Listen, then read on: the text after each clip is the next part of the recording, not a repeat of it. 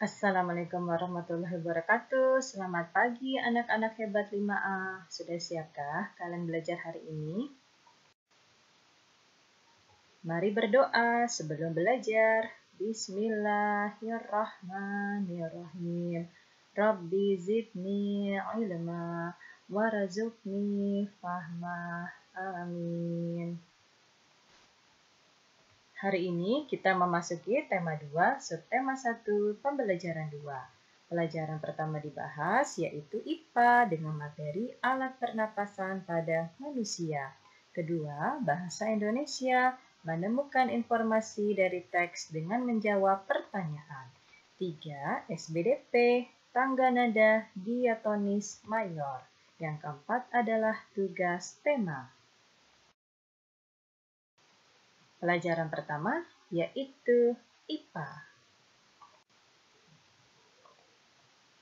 Manusia bernapas untuk menghirup oksigen dari udara dan membuang karbon dioksida dari dalam tubuh.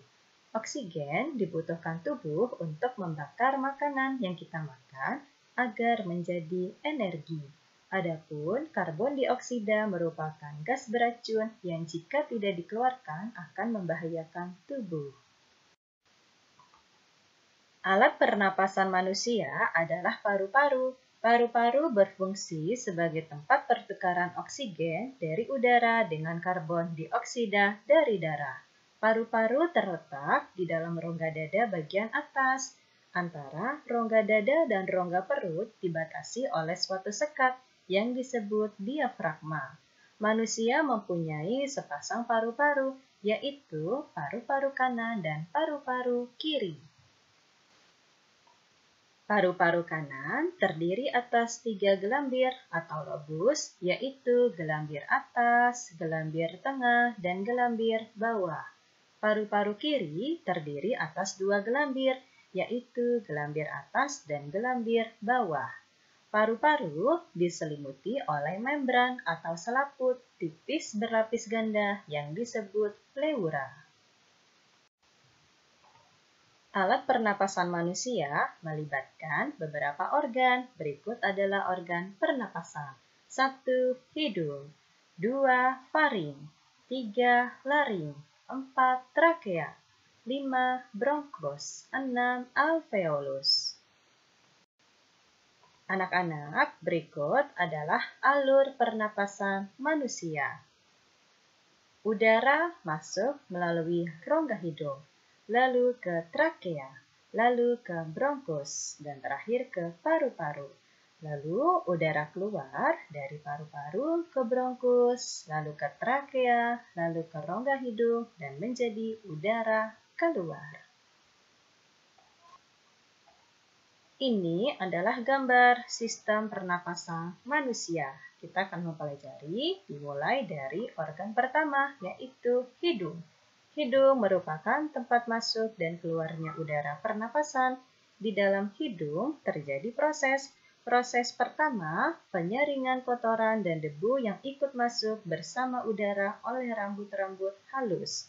Proses kedua, penyesuaian suhu dan kelembapan udara oleh selaput hidung untuk memudahkan proses penyebaran gas ke dalam tubuh. 2. Trakea. Trakea merupakan penghubung antara bagian hidung dan paru-paru.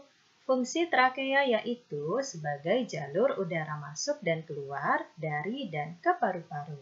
Antara hidung dan trakea terdapat faring, yaitu pertemuan antara rongga hidung dan rongga mulut. Fungsi faring yaitu meneruskan udara yang masuk dari hidung menuju laring. Laring berfungsi untuk melindungi masuknya benda asing ke saluran pernapasan.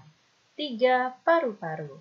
Paru-paru terdiri dari 3 bagian, yaitu bronkus, bronkiolus, dan alveolus. Bronkus merupakan batang tenggorokan bercabang 2 yang menuju paru-paru kanan dan kiri.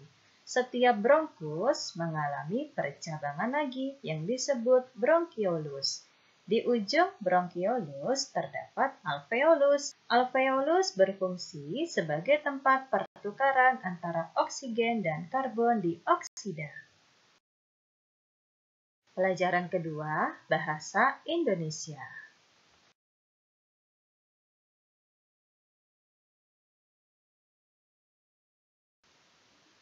Banyak informasi yang dapat diperoleh dari sebuah teks atau bacaan. Informasi juga dapat diperoleh dengan menjawab beberapa pertanyaan. Apabila kalian dapat menjawab sesuai dengan teks, berarti kalian telah memahami isi teks. Di bawah ini adalah jenis-jenis kata tanya. Pertama, apa? Digunakan untuk menanyakan permasalahan atau suatu peristiwa. Siapa digunakan untuk menanyakan orang atau tokoh.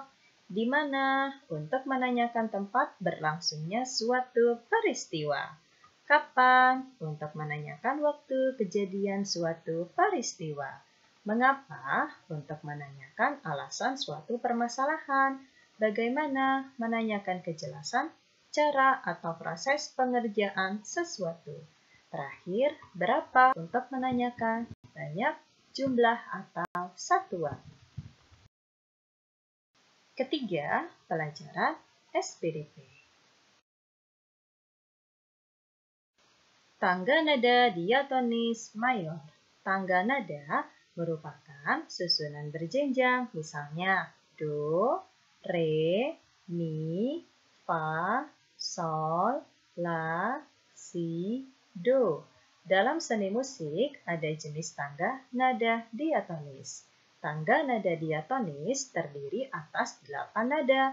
Tangga nada diatonis dibagi lagi dalam 2 jenis tangga nada, yaitu tangga nada mayor dan tangga nada minor. Tangga nada diatonis mayor memiliki interval atau jarak nada. Nah, jarak nadanya 1, 1, setengah, 1, 1, 1, setengah. Anak-anak, perhatikanlah contoh urutan nada diatonis mayor berikut. Untuk ciri-ciri tangga nada diatonis mayor adalah 1. Bersifat riang, gembira. 2. Bersemangat. 3. Biasanya diawali dan diakhiri nada do. Namun, tidak menutup kemungkinan diawali dengan nada 5 atau 3 dan diakhiri nada 1.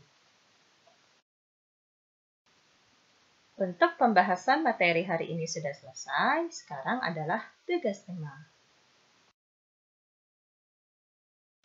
Tugas tema pertama, IPA. Anak-anak, kerjakanlah 4 soal berikut dengan jawaban yang tepat. Tugas kedua, Bahasa Indonesia. Anak-anak, sebelum mengerjakan tugas Bahasa Indonesia, kalian baca terlebih dahulu sebuah teks di halaman 13-15 di buku tema 2 kalian yang berjudul Sistem Pernapasan pada Manusia. Setelah kalian membaca bacaan tersebut, kalian buatlah pertanyaan menggunakan kata tanya apa, di mana, kapan, mengapa, dan bagaimana. Dan dari pertanyaan tersebut, jangan lupa tuliskan jawabannya. Untuk formatnya nanti dalam bentuk tabel. Nah, anak-anak, ini adalah format tabelnya untuk menjawab tugas Bahasa Indonesia. Tugas terakhir SBDP. Berikut ini adalah lagu yang bertanggal nada diatonis. Halo Halo Bandung, Garuda Pancasila, Hari Merdeka, Maju Tak Gentar, Indonesia Raya. Anak-anak hebat, kalian pilihlah salah satu dari 5 lagu ini, lalu nyanyikan dengan nada yang baik dan benar. Untuk laporannya, voice note. Anak-anak, selesai sudah untuk pembelajaran kita di hari ini. Terima kasih telah menyimak video yang Ibu berikan. Sampai jumpa besok. Wassalamualaikum warahmatullahi wabarakatuh.